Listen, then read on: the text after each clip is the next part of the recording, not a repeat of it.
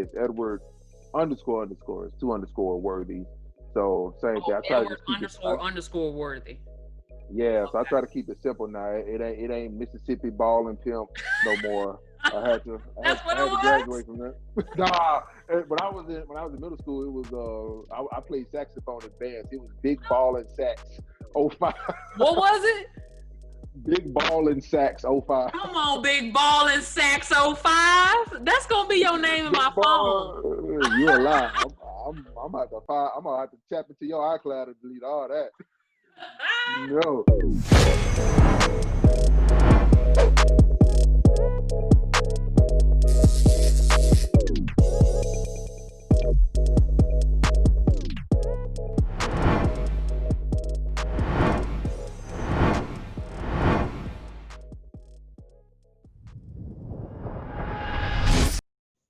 What's going on, y'all? This is your girl Marla Denise. You're in for another episode of the Inside My Box podcast. Today, I'm joined by a very special guest, a fellow Jacktown Jew, Mr. Edward Worthy. What's going on, man? What's up? How you doing? I'm good, making it. How are you? I'm making it, man. I'm sick of being in this house, to tell you the truth. I think, like I said, you're a Jacktown Jew. I think our upbringing kind of like helped us during the situation, though. Like, it ain't much to Yeah. do with Mississippi. So, like, we used to slow moving things. Yeah, that's true. It's interesting now when you go back to Jackson, they the ones that's popping. They got everything open. Oh, really? I You haven't, can my go to the mom won't let bar. me go back. You can go to M Bar. You can go to Freelon. Yeah, You can't even man. walk to. You can't walk to your mailbox out here. I go to the mailbox once a week. I go Matter to the grocery matter store. matter of fact, I think mine is piled up right now. My mailman probably cussing me out. We got so much in there. Well, let's tell the people how we met. I think we're both from well, you're from Madison though. You originated in Jackson. I'm from Jackson Okay. originally. Okay. I'm from Okay. Jackson. I grew up right by Blackburn Middle School, Okay. near Jackson State. Like literally when I was going to see if I could hear the band practicing that night. That's how close I was to Oh, Jackson State. okay. I literally knew what they was playing for the game. Oh, So that's you had a head I of the was I game. was deep in Jackson. And then my mom was over to J Sets anyway, so I already knew That's right. what was going on. So She, that's kind of how my upbringing was. she was a socialite, one of the people in the yard that you knew, huh? And She back in was her over. day. She was yeah. She was captain of the JSS and a member Oh, and yeah. a member of Delta Sigma Theta. I know that's not your forte, but Right, right. yeah, but she my best friend is a Delta though, so I'm cool with Deltas. Me and Kamala, uh, we got something special going on. yeah, we ain't gonna be able to hear the end of You said that. what? Kamala, I knew once we found out Kamala was AK, we weren't gonna hear the end of that. All day. I ain't even active. I ain't paid a Oh, due in years. oh my Lord! Look, we'll just blame it on the move. We'll blame it on the move Right, right, right. Yeah, to LA. excuses. But anyway, so you're from Jackson, I'm from Jackson, and then we didn't know each other though. You were a creative there, and actually, my best friend, when I was asking her who should I interview for this podcast, like season, she mentioned you. Hmm. She was like, I would be interested to know like his creative process and what made him want to be a creative, and she knew of Who you. your best friend? Bianca Kathy, she's a Delta. She Okay, went to Tougaloo. Her brother went I to have to Jackson see a State. picture. Okay, I probably know if I see her.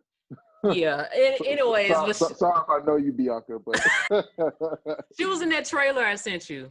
But okay. anyways, she was like, she knew I had told her you worked with me. Hmm. And then so she was like, yeah, I want you to interview him. And then I was like, I don't know if he'll be down. And then you immediately was like, cool with it. I'm like, man, that's a cool Hey, dude right there. it's my homie, man. Appreciate Everybody from Jacktown, the homie.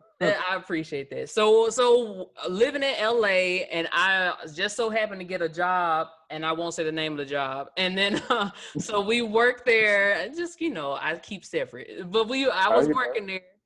I had my Tougaloo sweatshirt on one day, and you passed that. by, and you stopped. You were like, Tougaloo? That's Hmm. the hometown. I was Right. like, what, you from Jackson? Right. And so I was like, how can this happen? Like somebody from Jackson and we didn't even know each Work with other you. working together. And that's crazy. Right. What did You you know, think? I haven't met too many people from Jackson that's been out here, so that was Right. definitely. I had to double take a little bit and saw. I was like, Tougaloo. I was like, wait a minute, man. So I know I had to holler at you because I know we definitely from the same hood, and found out that you went to Murr, Mm-hmm. so I Who's your know a lot of people sister? from with my cousin. Oh, cousin. My bad. My bad. Raven Worthy. So yeah, Yeah. that was so I was like, okay, she went to Murr. You went to Chastain Middle School, was that right? Sure did. See, we was already around because I went to Northwest. So we, Oh, did you go to Callaway? yeah, No, you went to no, Madison. Okay, got you. yeah, I left. I grew up in Jackson, and then my mom took me to. She sent me to private school because she wanted me to learn that whole world. Yeah. So I went to St. Therese, and I left there, and then instead of going to I think the next place after St. Therese, people usually went to St. Joe. That's also in Madison. She sent me to Northwest, where my aunt taught science at, and so I went to Northwest, and that was also another culture shock because I went from that private white school to this Mm-hmm. all black JPS school across from Presidential Hills.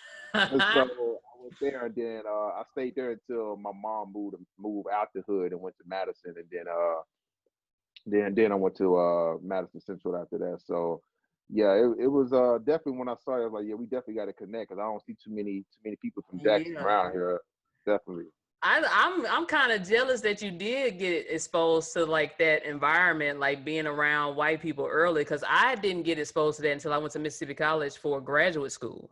Like Oh my wow. whole life, I was in Jackson Public Schools, Spain, Right. Chastain, Murrah, Tougaloo, Yeah. and then MC, and I'm like, what is this? Like, Yeah. It's definitely it's interesting trying to learn how to play both sides because you want to make sure you have enough of both because hmm there's a lot of people that don't know anything about like all black experiences like HBCUs. Like I remember just at the job we was at, I was asking somebody something about HBCUs and they didn't even know what I was talking about. So, but like now I'll tell you who it is later. But now, now it's like you got people like Beyonce came out with hmm her Netflix documentary. And you also have so many things that are circulated around HBCUs now that people are starting to familiarize themselves more. But yeah, that's a recent knowledge of people just even knowing what the acronym meant, and I'll get to that more on a project I'm working on later Oh, on. nice. Yeah, so definitely, it that was the cultural shock just going through both worlds, but I think hmm it's definitely beneficial to know everything. Yes. Yeah. So let's talk about you moving from Mississippi to LA. What year did you move here? I moved to LA in 2015. Okay, 5 years ago. So, So it's been a good yeah, 5 years. I How was I good. think my bad. Go ahead. I was just it was a very interesting transition because when a lot of people move to LA, it's just more so like, okay, I'm gonna go out here, I'm gonna just go get a job, yada yada. Mhm. I was more so like, okay, I'm gonna try to be strategic about it. I'm like, okay, I'm gonna apply for jobs and then see who like can hire me, and then I'm gonna just leave, just like that. And so like it was funny because when I first started submitting the jobs, I submitted to like to be like a production intern, and then Uh-huh. I was trying to be like a producer's assistant, and I was like, I'm gonna just submit to like some Best Buys just in case I get a job doing something that I'm familiar with, and I Yeah. can at least be in LA, and if somebody can call me, I can just go ahead and go. So I ended up getting an interview to like all three of those facets at one time. So I flew to LA to do just a bunch of interviews. And I'm using friends' addresses. Like, yeah, I stay in Koreatown. What's up, man? I'm right down the street. And so I was going to the interviews, and I got one job, and I didn't even want it because it was a producer's assistant, and he's like a reality TV Oh. producer. And so it was so weird because he sent me to this coffee shop called Pete in Santa Monica, and he was hmm like, yeah, let's meet here. And then it was just so like spur of the moment. He was like, all right, I kind of like you. Let's go do something right now. It felt like I was on training day. I was like, wait, what? And so like, so I got I parked and then I got in his whip with him, like this little small Fiat. Oh And so my like we God. started You riding got in the around. car with a guy you just met. This older white guy, and so he told me about this show that he was trying to produce, where it was like a reality show on people like renting cars and like stuff that happens when they rent cars or something. I can't even remember. And he was like, "I got to go in this meeting. I want you to pitch me, an idea for this show that I have." And once I get out the meeting, I want you to have it for me when I get back. I feel like I was back online for a little bit. I was like, wait, what? And so That I'm sounds literally, very going to the whole reminiscing. so he left, and I was literally in the car by myself in his car in Santa Monica. I ain't even been in LA before. Oh my And God. so I was like, oh, because I'm texting people. I was like, yo, man, I gotta pitch this idea. I gotta do it like in the next, because I didn't even know how long the meeting was. I knew it was gonna be like a 10-minute meeting, a Uh-huh. 15-minute meeting. He ended up being gone for an hour. Whoa. I was in his car for a whole hour. And so he finally came back in. I started pitching him the idea. He started filming me with the Wait. camera. He had like a GoPro or something on his rearview mirror, and he started like filming me pitching it. And he was like, and so I pitched it, and he really dug it. And so he was like, okay, I kind of want to bring you on, like he was like, I can't pay you now, but like I should, but like if you do a really good job, like I'll start paying you eventually. And like he was like, you can get paid in 2 weeks, you can get paid in a month, just depending on how you do. Oh no. All in all, I'm originally here to do some interviews. So I bought a flight on Southwest to come in on Friday and leave Saturday night. And Oh my so goodness. so like I went to I remember I told him I had to leave to go do something. I went for my Best Buy interview, and I remember him calling me back and was like, hey, we need to go do this tonight, need to go do this. And I was like, I got a flight to leave tonight. I got to go back home. Yeah. I ain't got nowhere. I'm staying at a friend's house for 2 days. Like I don't live here, so I'm lying and doing all this stuff. So I was like, all right, I got to go do something. I got an emergency at my mom's house, but I can push my flight back. I was going to fly out tonight, but I could stay another extra night. So I ended up like going with him in Beverly Hills and like going in these exclusive spots and just like seeing like I remember seeing Michael Keaton and like somebody else going to this Wow. restaurant called Craig's, Oh and it yeah. was it was just weird. And then like the next day, I had to fly out, and I remember just being back in Jackson and him texting me like, "Hey, when are you coming back? When are you Oh coming my back?" God. So I had to end up like telling him like, "Man, I had a family emergency. I couldn't come back." And I eventually came back to LA like a month later because I submitted for a job and it said they needed a red carpet cameraman. I was like, I can do that. I do camera stuff. Like it was like celebrity events, yada yada yada. So like I can do that. So I submitted, my resume, whoop de doo, and they hit me up for an interview and they was like, hey, I want you to come in for an interview. I think I submitted on a Monday. They hit me back on Tuesday, said, can you come in for an Dang. interview on Thursday? Wow. So that was 2 days later.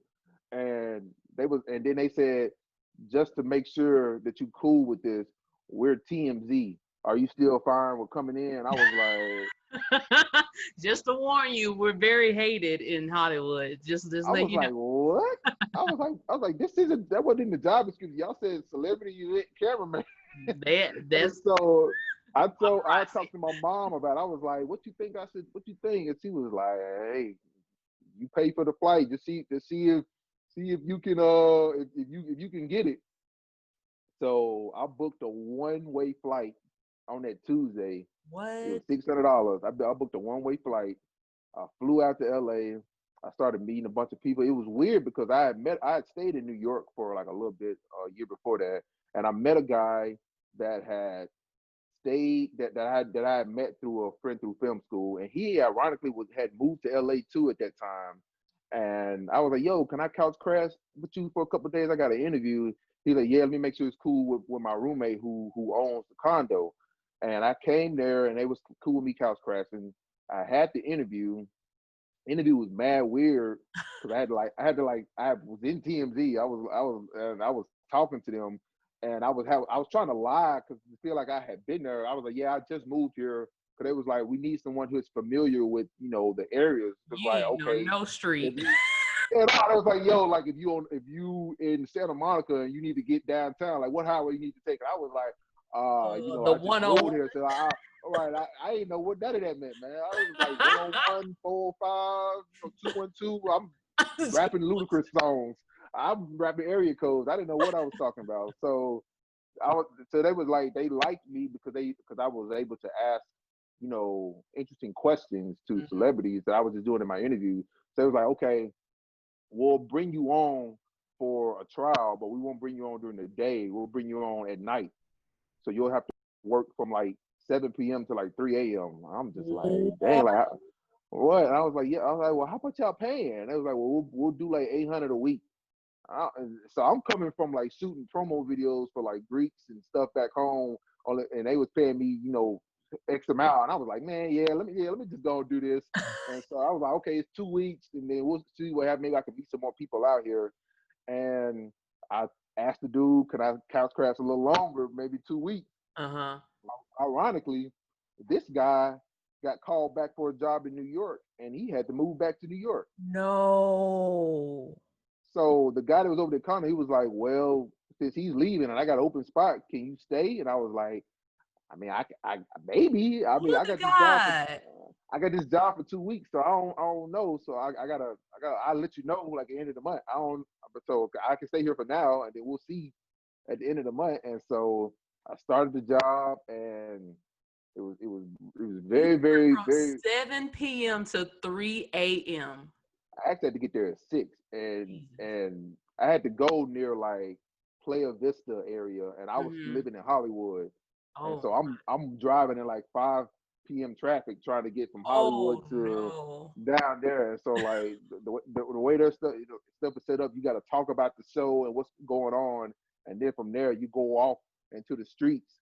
And all in all, I'm renting a car too, so I don't own a Oh car my out here. God. So I'm you just renting. moved out here and figured shit out. Like you just Yeah, like whoa. I was just like, okay, I'm gonna get this job and I'm gonna see. I rented a car. I was driving out, and it was getting weird at some points because I was seeing celebrities that I might have wanted to like work with. So Uh I was like having to ask people questions, and then they recognize you later on and be like, oh yeah, that's that TMZ guy. Like I'll be like, wait a minute, ah. don't put that on my ministry. That ain't me. Yeah. And like I was there in the summer too, so it was in the summers when all the athletes are in LA. So I was running the NBA players, and I Man. that get kind of because you already like get emotional with sports with me, and then I was running to people I already didn't like, and then I'm trying to ask them Oh, something. Like I asked Serge Ibaka something about him and Kerry Hilson when they were still together, and this dude he like 7'2", and he right. looking down on me like I'm a peasant, and I was like, all right, look, bro. I'm about to take one of your ankles out, man. You looking to be crazy like this, man. And so like that was a real interesting time. I stayed there.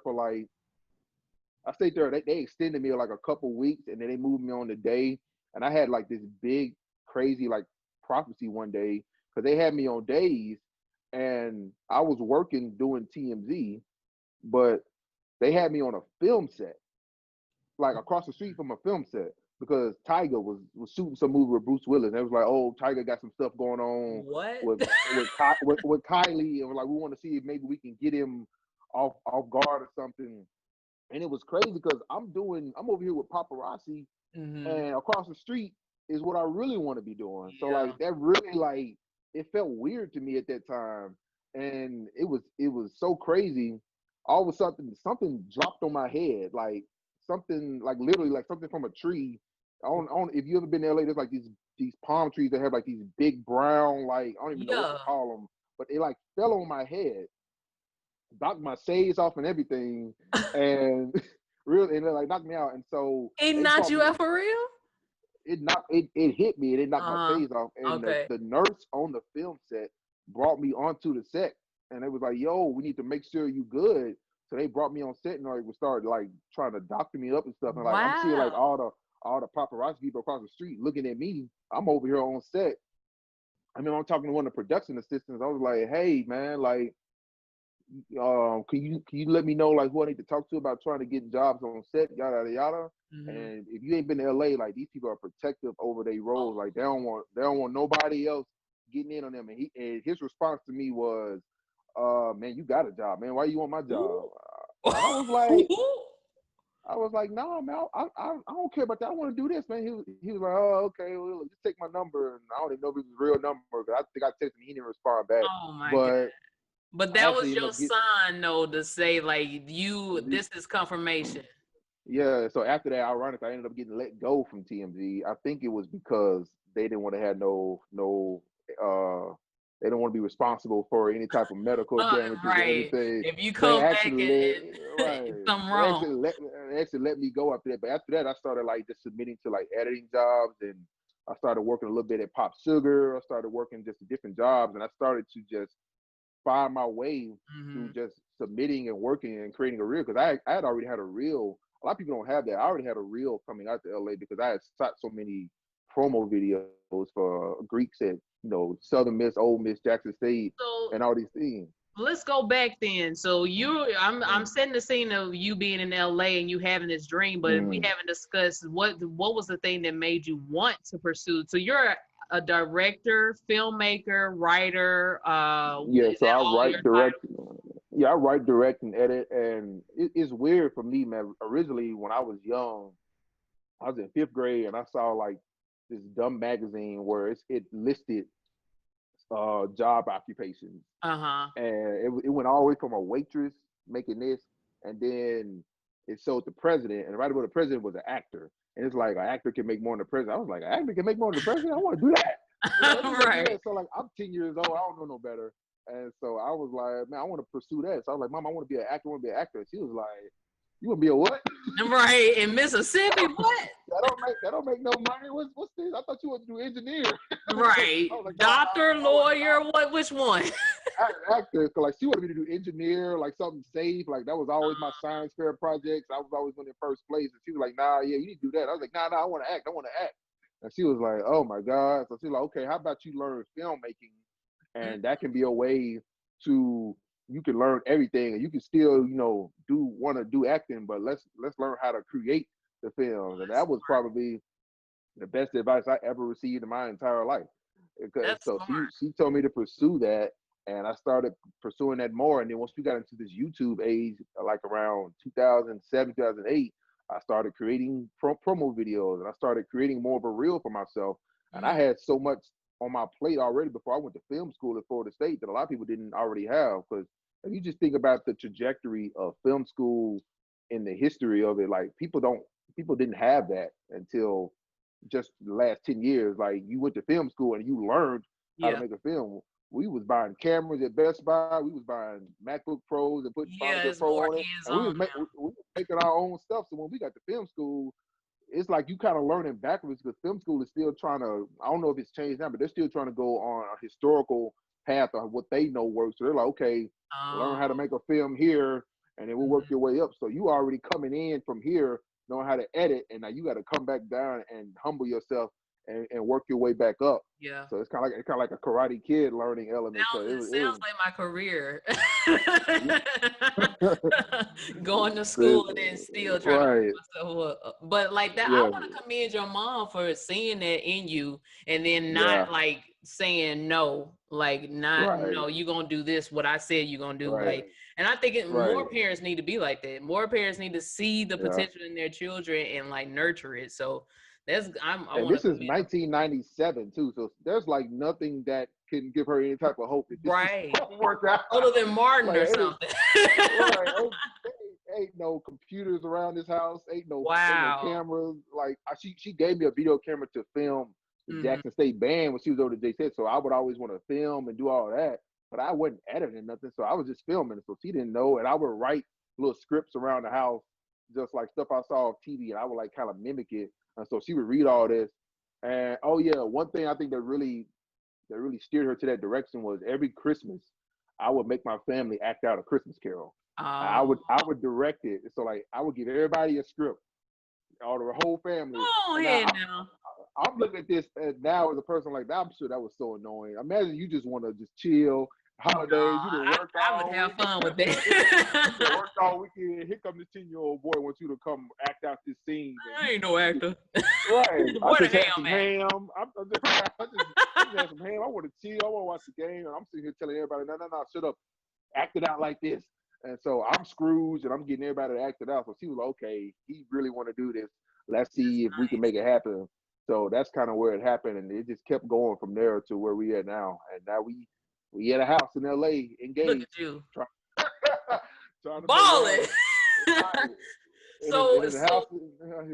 So what's been your experience being in LA, and after you left TMZ and you really started getting more in tune with your purpose out here and like getting more settled into what you do? How has it been since then? Like being like, I don't want to say full, like would you consider yourself like a full-time pursuer of your dreams at this moment? Or is it just still like a balance between doing what you have to do and then still directing? Yeah, I think it's a balance right now because you can go through LA different ways. Like if you go through it just, okay, I'm gonna work in the industry, I'm gonna just work, then you don't really have a lot of time for your own personal stuff. It's like, okay, if I'm working on this movie for Warner Brothers, like I gotta put all my time into this person's goal and making sure that I'm working and I'm trying to get my next job, making sure these people like me, so they'll bring me on from Batman 1 to Batman 2, so I can keep working. So that's really what that is. What more so I'm going at it now is, okay,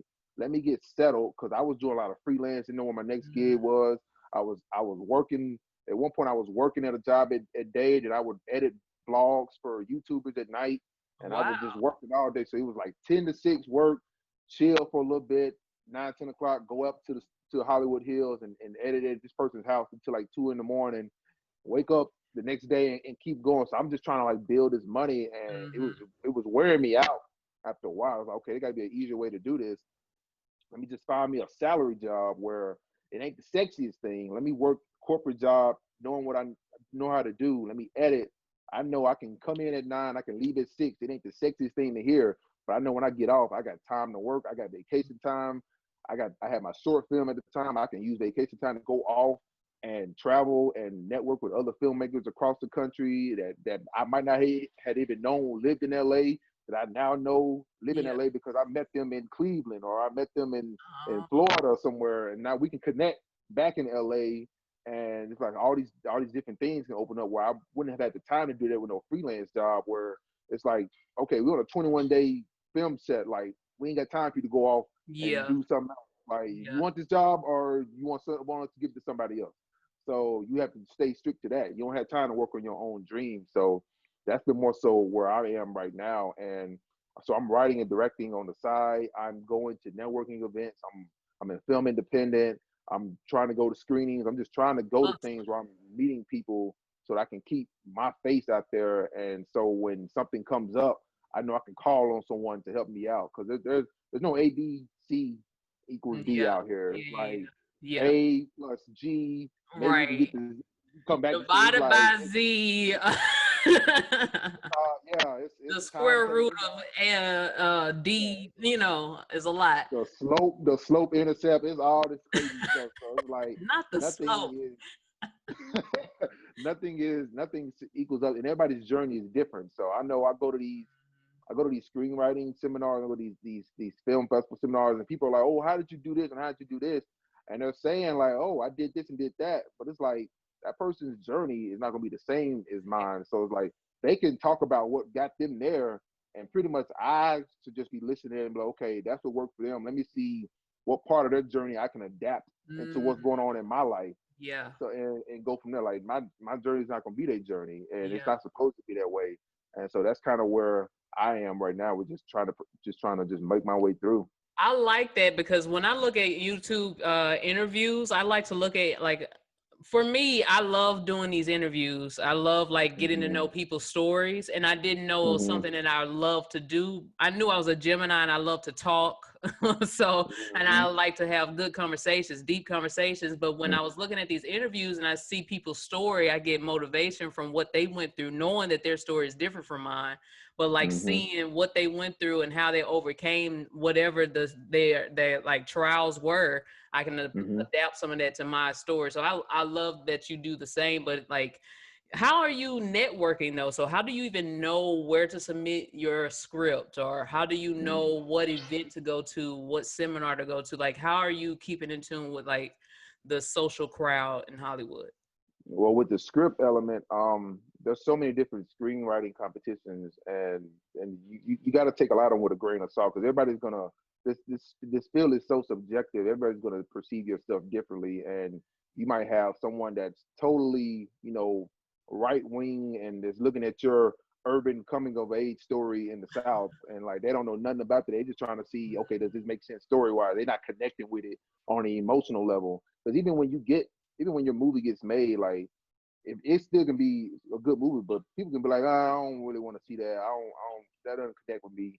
Mm, So you still have to connect with people emotionally. Everything's not about structure when it gets to the audience, because some audience members, they don't care if your movie didn't have the right climax art at this or point. They, whatever. all right, yeah, character art, they don't care about none of that. They just want to, oh, there's too much. There's too much uh talking about what the story is actually about. So there's you want to actually know that you can emotionally connect. So with me, I just look online. I submit to different places. I submit to Screen Crowd.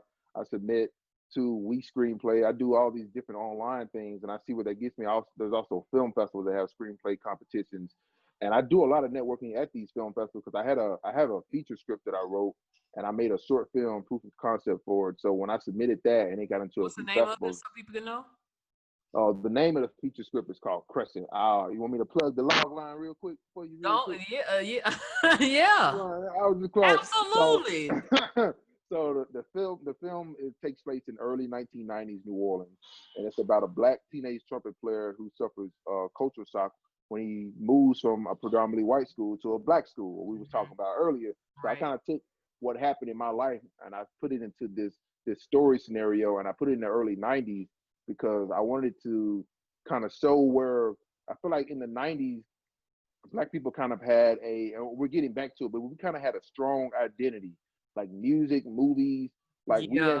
we had a fashion, like we had such a strong identity for us Mhm. where we were able to just do whatever we wanted. We had so much strength in our identity, and I feel like we kind of lost that a little bit, and now we're gaining it back. And Yeah. people still love 90s music, 90s clothes, so we're still going back to that generation. So I thought a story about a black kid who is struggling with his own cultural identity and finding it in that era, I feel like that made sense to me. And it's a strong story about just fatherhood, identity in New Orleans in 1994, where they had the murder rate was very high as Mm. well. So I made a proof of concept short film off of that, and I went to a lot of film festivals. I started meeting a lot of people, and so that was one way where I got to meet a lot of filmmakers. And like I said, also being a part of Film Independent out here in LA, they also send things to my email where I go to different, screenings Oh, and okay. networking director roundtables out here, and but I also have to be honest. Like those are I know there's this running joke that I always say around my circle where in LA you have the Eventbrite parties and then you have the text message parties. Ah! Like the Eventbrite parties are the Yeah. parties that everybody know about. It's like, Yeah. oh, like everybody got the invite as long as you're on the email chain. It's like Mhm. everybody there. Oh, I saw you at the Right. last one. I remember text message parties is you getting these personal text messages where somebody's inviting you to a house in the hills, yada Yes. yada, and that's where you are meeting people that you're not gonna meet the Exactly. Eventbrite party. You're meeting industry people at those parties, Yes. and so that's the same way that it is with a lot of these.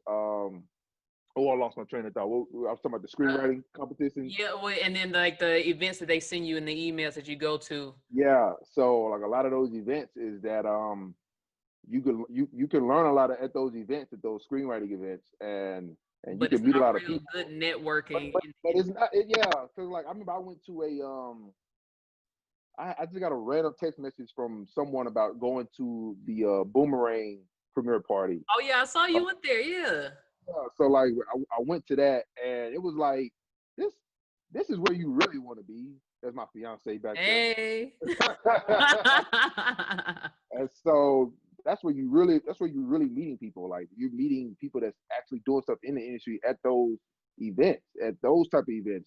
When you're at these, mixers, Mhm. film independent, you have so many people that are like yourself. So Yeah. like it's You like, really oh networking across at those events, but at the yeah, text message events, you might be able to get a little networking.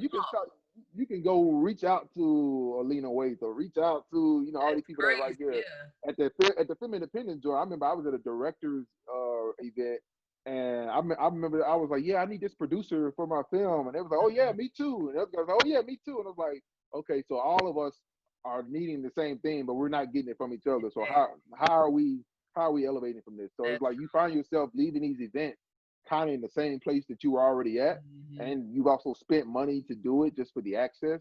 Yeah. So you kind of have to take it with a grain of salt because you're not going to always get what you need. So you might find some producer stuff, but what I'm starting to learn is that a lot of producer director relationships happen from friendship, happen from film school, happen from someone that you have a personal connection to, Mhm. because when you produce a project, you have to go out on a limb so much for this person because there's so much work, and you're probably gonna get a lot of back end pay from it already. Mm. Whereas when you're trying to hire somebody, like they want to get paid and you don't have that money. So going to those exclusive events is where you can get Let- an actual camaraderie with people. So let me tell a funny story because I just started going to these text message events last summer. And so I was like, I was going, first of all, a director out here named Shooter, Sierra Glade, I believe is her last name. She's directing like Okay. some episodes of Queen Sugar in the next season. And so she Okay. posted this party and to RSVP on there. And I was like, Hmm. why not? Might as well. And it ended up Hmm. being at like Lena Waite's manager's house. And I'm like, what? And I'm seeing people from Right. Boomerang in there and like, Right. and I'm like, what in the world? And we're all just like Right. feeling, but everybody's so cool. And every time Hmm. they'll have it again, I RSVP and I kept on getting Right. confirmation. And later, Hmm. like along the lines of like, it was at Lena Waite's manager's house. He ended up getting my number and like texted me Hmm. to come to a dinner one day. Okay. I tell you, I was so nervous though. I got there. I was Yeah. on time. It was only two other people. One person who was cooking, and then another dude who was hanging out. You got there when they Too setting up the early. chairs or something. Too early. First of all, and the host was still asleep upstairs. Like I was just too early. So I got in, and I'm like, I ain't bring nothing. I felt so shame because I didn't know I was supposed to. I You didn't ain't know bring no yams. I ain't You bring ain't no bring no wine, cornbread. nothing. So I You brought just show nothing. up and I was like, let me help out. And they had some lemonade that needed stirring in this big old glass container. So I was Hmm. like, I'm gonna do something. I ain't gonna just stand here. Hmm. So I started stirring and I heard, I'm like, it must be some ice. And the thing breaks. The big glass container breaks on the kitchen counter. The lemonade wastes and floods all over the counter, goes on his leather couch that's right there, like just straight up soaks the leather couch. And I was done after Not that. the leather. I was done after that. So run me through that. Like what was okay? So he came down and saw it, and then what? So the guy who was there just hanging out, that was early too. He went upstairs to get towels and he told the host, and the host came down with towels. He was like, "Oh, it's okay, it's okay." Like he played it like it was cool, it was okay. And I was just like, was trying to soak up the lemonade with the towels before the other guests came. Thankfully, it wasn't like a full blown party at that point. And like it was, I don't know, I was just so embarrassed. I'm just too nervous when it comes to this like gatherings or stuff. Like you're a social butterfly though, like you are Nah, not, man. you come on, you are way more extroverted than I am. You can handle situations like that. I was done after that. I was so awkward after that. Did they invite you back or Yeah, no? yeah, they did, but Yeah, like kept it, inviting. Okay. yeah, but still I was like fuck, like I was just embarrassed. Yeah, I gotta get to a real emotional maturity for that. For that had been my house, because I just think about somebody You right would have now been pissed. just coming here like knocking down something. I'm like, I don't even know you. Like, why you here? Why you here, bro? So like, I gotta get to a really emotional maturity to be like, you know what? It's okay. And you know what? Come back next. Right. I had the Lord ain't blessed my heart like that yet. I'm gonna get that off. I ain't got to that point yet. Well, let's go Well, into talking about your projects. okay. You had Crescent, and that you submitted to Mhm, several festivals and things like that. What are you working mhm. on now? What you had a project? I think you mentioned to me a few months ago, right? Yeah, I have my short film that's called Rear, and it's based on school corporal punishment in the South right now. And I remember we talked about it at work, and I know Uh you. So I was like, "Oh, you making a movie about the whoopings?" huh. Right, whoopings. So, I mean, I was talking to you. I was like, "Do you remember ever getting paddled in school?" And like, you was looking like, "No." So I was trying to talk to someone else from Mississippi about it, and I was doing research showing that there's only like a handful of school districts that have banned corporal punishment in Mississippi. And so, like when I thought about this, like Feel that it happens. the majority of the state still does it. And then when I looked at the map, they said there are still like 15 states that still allow corporal punishment. And I started like just researching, like, okay, how recent are these instances? And I was just looking at, in Nashville, Tennessee, and in Kentucky, and all these, and also these rural cities where like kids are still showing up with bruises on they bus. And I was like, wow. I was like, I Right. went through that as a child. I didn't even realize that was still going on. And so I started reading this article that happened in New Orleans where this priest was trying to ban corporal punishment at this all black boys school, and the parents pushed back, and it was like, no, you're not going to come in here and tell us how we raise our kids. Like, Mm. no, get out of here. And like we this is, and so like I it looked at, I felt like us as black people, we start to get defensive if Yeah. people try to change things for us that we think have worked for us, and think they know what's better for us, even if it might be frowned upon. So like when you look on the outside looking in, like, oh, you should be whooping your kids and bruising them, and that messes them up psychologically. But on their side, they're looking like, this is They're how I've been supposed to raising be my done. kids. I got paddled. I'm Hmm. fine. I'm Yeah. paddling my kids. He's fine. He works at the bank. Like, he's a manager. So like, why are you telling me what I'm doing is wrong? Like, Yeah. you need to get out of here. So like, that was interesting. So I looked at that concept. I was like, maybe that's something, because like if I look at a story and there's like such a vast like difference of opinion on one side, on two different sides, I'm like, okay, there's something interesting here, because two people are going to argue about this, and neither one of them are going to come to an agreement because they look at life differently, and how Yeah. they came to be. So like, I think this is a story that I can build upon, because for one, I feel like nobody's gonna be able to tell it like me. I know a lot of people always ask you like, why this story? Why you? Why now? Nobody's gonna tell this story like me, because it happened to me. A lot of these stories I write about happen to me. A lot of kids don't go through paddling in schools, especially out here. Like my fiance, like she said, they haven't paddled in California since the '80s, so Ooh. she's never been paddled. Yeah. I was still getting paddled in high school, and I was at a white No, school. sir.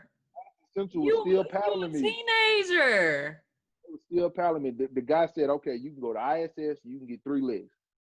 My dumb self, the first Oh, time, I was getting in trouble. look My at you. dumb self, The first of 100. the first time I went in ISS.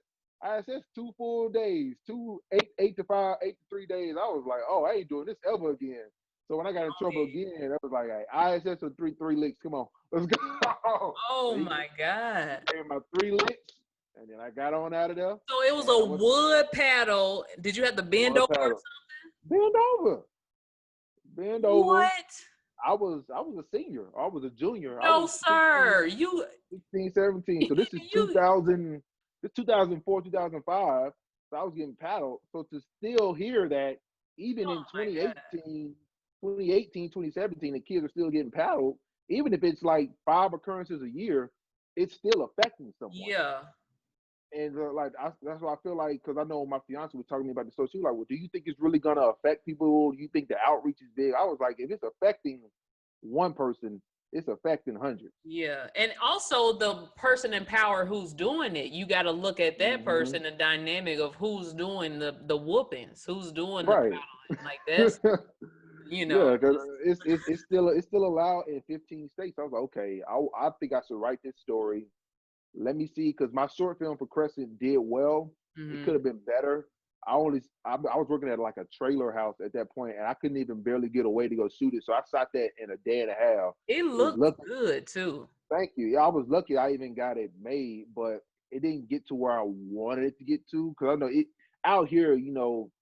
It's tough, man. When you're trying to get in this industry standard, it's like, okay, did you play at Sundance? Did you play at Tribeca? Did you play at Toronto? Okay, Mhm. no, you played at the Dallas, street But market. that's still something, you on your way though. Something. You on your way. So that's why I had to look at that too, because you'll have music artists that started just filming in front of like 20 people. Yeah. Like Travis Scott used to say, like, I filmed in front of 20 people. Now I'm packing out, Staples Center.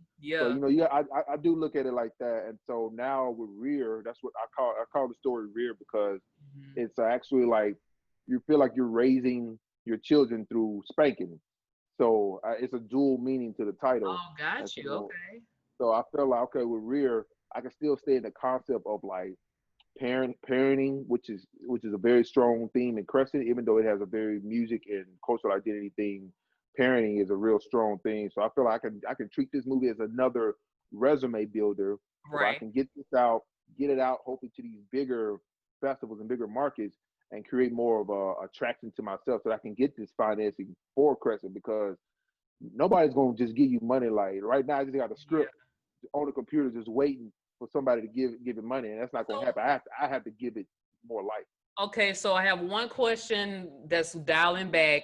Your inspiration for script writing. I tried to write a script once. I had this bright idea that I was gonna write it like the remake of Love Jones, but Okay, make it lesbian. okay, So I was okay. heartbroken at the time. I was like, let me just write Uh-huh. it out during my art. Like, let me do some art. And then like I was started Right. writing, but developing characters is so hard. Like Yeah. I don't have the capacity to do it. I So mean, what if you just take from your own personal experiences, like mm, if you was heartbroken, like, okay, what type of character was I? What was I looking for? And what type of character was this other person that I was with? And what were they looking for in life? And I mm, think you can just kind of build upon that, because what I used to do is I try to outline first. I can't just jump in like, okay, open page one, let's start writing. Like yeah. I try to outline, okay, who are my characters? What do they want? Okay, what does Edward want? What does Marla want? Okay, Edward wants to do this. Okay, well, why does Edward want to do this? He wants to do this because this happened to him back in the day, and See, for him to yeah. get like this, he has to overcome this obstacle. Okay, what's Mm, going to stop Edward from accomplishing this goal? Oh, he ain't got no car. So how he gonna make it to this job every day, and he has to struggle and do this, and how is he gonna be able to do this so that he can attract this other person? So those are the things I think about to try to give that's characters good. depth. So those are kind of like the groundwork, and even Mhm. from there you have to breathe more life into these characters. Like, well, okay, how do they talk? So I Yeah. so I think I started thinking about all the people that I've met, like who had a dialect that just stuck out to me, or who spoke a certain way that I've Oh never heard wow. before. So you have to kind of start thinking like that. Like even right now, I'm trying to start working on a horror script. Come That on now. I'm trying to work on a black horror script. I'll get more to that once I get All it right, get once I get it out. out there. People always love going to Jordan Peele now. Like, oh, you trying to be the next Jordan Peele? No, I ain't mad at it. Get that check. Before that it was the next Spike Lee and Tyler Perry. Now All of those work. All right, yeah, good. all of them work. They definitely do. But So you're I'm gonna be starting to work on the that now. first Edward Worthy though. Amen. Right. So Amen. We are. you talked about your creative process. I want to know, what do you think is the next step? What will take to get you to what's the next level? What does that look like for you? And then what will it take for you Hmm. to get there? Some money. Anyone of y'all got some? Any of y'all got some? You back there? You got some? Yeah. I need money, man. I mean, yeah. Money is a big part. I think me just meeting. I know right now we're in tough times with the pandemic, but I think hopefully once we get out of this year and things are starting to look up, we can start back getting into personal engagement, because right now it's so hard to get projects off the ground right now because you have to have personal engagement. And if you don't already know somebody, it's gonna be tough to go to someone you don't know who's already like might be kind of standoffish because of what's going on, and you trying to pitch yourself to them. So right now I'm building upon relationships that I have now, try to get real off the ground, and hopefully get that to a place where I can get it in production sometime next year. And but also just trying to learn and grow in my field, but also meet new people that can help me get to a place where I need to be, because you can have the best scripts in the world, but if you ain't got nobody that's gonna believe in you, that's gonna fight for you, it's not gonna get made. Like the script can sit there for 10 years. If don't nobody believe in you, it's not getting made. That's a simple fact. So it's having someone to believe in you. I mean, the way that you've navigated your way to more settled ground since in 5 years time being out here, and like seeing you still pushing and going and achieving isn't just a matter of time. You connecting the dots, so you'll get there. Hopefully you can just invite me to the premiere, please. I got you. Thank you. Let's go. That's all I want. What you want to drink? Go ahead and set that tequila to the side for me. And also, if you have a little extra role, I'll audition. You ain't got to hire me. I'll audition. You talking about you an introvert, but you out here on roles. What's going on here? I ain't too sure in front of the camera. I just don't like when I embarrass myself in front of people I don't know, and then now it's soaking lemonade in your couch. You not going to lemonade on the set, and I can't find you the next day. How I'm supposed to replace this, bro? Because you ain't gonna drink no lemonade, just water. I'm only gonna drink water. We keeping you away from the craft table. You not allowed. We gonna hand you your juice. Okay. Any other projects you want to promote or tell the people about that you're working on that can go and see and support? Not at the moment. We're gonna get these scripts off the table right now. That's the biggest thing. The short film for Crescent is done, but that's not public right now. So the real thing is just I guess just to look out for me. Right. If you want to follow me on Instagram and Twitter and see what's happening. What's the ad? So Instagram is Edward_Worthy, and then Twitter is Edward__. It's 2 _worthy. So same thing. I try to just keep __ worthy. Yeah, so I try to keep it simple now. It ain't Mississippi Ball and Pimp no more. I had to graduate from that. Nah, when I was in middle school, it was I played saxophone in bands. It was Big Ball and Sax 05. What was it? Big Ball and Sax 05. Come on, Big Ball and Sax 05. That's gonna be your name in my phone. You a lie. I'm gonna have to tap into your iCloud and delete all that. No. I used to play flute. Oh man. And Murr? Yup. I was first year section leader. Yup. Mr. Jefferson, when he first got there, his first year was, I think, my first year. Okay. Yeah, he taught me at Northwest. Oh, okay. He was a nice dude. And then I used Murrah Band Hall for Crescent. So I connected back with him. So that's all about them connections, man. So like I didn't have no band hall to go to. I was like, man, who do I know? So I was like, okay, let me tap back. My aunt, bless her soul, she passed away a couple years ago. She was like, why don't you call Mr. Jefferson? I was like, I didn't even think about that. Right. So it's like connections you don't even think about that you have. Yeah. It's like, so I hit him up, got his number from someone that went to Murrah, because I didn't have his number. I was like, yo, you have Mr. Jefferson's number? Because he was in band. He was like, yeah, here it is. So I called him up, and he was like, yeah, man, I ain't seen you in so long. Come on. And, and so I was able to use some of his kids at Murrah, and it was like, nice. So like I didn't have to hire no band. So it was like, I was able to use a connection that I had back in 1999. Dang. Something that I was able to use in 2018. So it's like it's thinking outside the box like that for your project. Thinking like, what do I have that I can use for this? And I was able to do that. So this is definitely a cool dude, man. I didn't know you played flute though. Yeah, I was first chair section leader. Ask about me. I was nice. I was the Lizzo before Lizzo. Check me out. Oh Lord. The flute is over there. I can maybe give you one note. I see you got that guitar over there. What's Yeah, that? I can't play no notes. What's it? Was decoration? It is. I bought it so I could learn, but I really don't take the time out to learn. Like I don't like it's there. You got somewhere to be in the next couple of days. Okay, sir. You might as well get on it. Get on. I'm gonna play a note or two for you right after this. I got you. I'm gonna be breaking all them strings in there. You probably right of breaking somebody's eardrums trying to. Oh Lord. You better learn that guitar. Thank you so much for joining me. Thank you for having me. The people will follow you, support you. I'm so excited about your future and seeing what you have to come. Like I said, all I want is a small role and a seat at the screening. Just a small one. Just a small one. When we say small, is it like you got to yell at the guy that stole the woman's purse? It's like, get me! That's fine enough for me. I could yell.